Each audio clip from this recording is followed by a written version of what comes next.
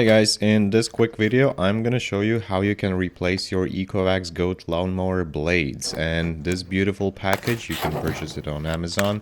Link is provided in the description. Basically consists of 4 multiply 3, so 12 blades in total, screws included, which means that you can change the blades 4 times on your robot.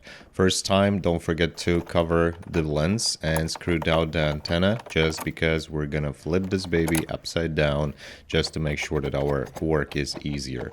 Please pay attention that my wheels, the wheels of my robot, are super dirty, and that is not good for the traction. It's not required for the blade exchange, but after this video I will definitely clean them up, and you should too.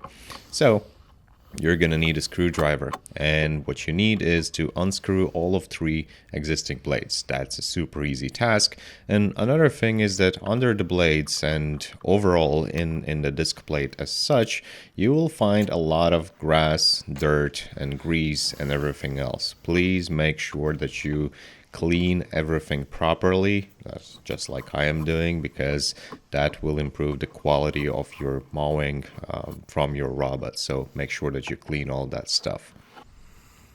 Here are 3 new blades, and these are really super sharp. Like, I try to compare the old ones with the new ones, and it's like night and day. So to replace them, just put them in the correct spot.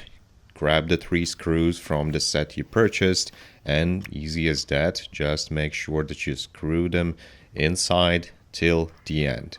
And don't you worry, when everything is set up correctly, the blades still should be able to spin. You don't need to figure anything new. It is by design. Blades should be completely free and able to spin in all of the directions and even go upside down. So just make sure that your screws are tight, as tight as you can get them, and everything else will be fine. So now your blades are ready for 80 hours of work.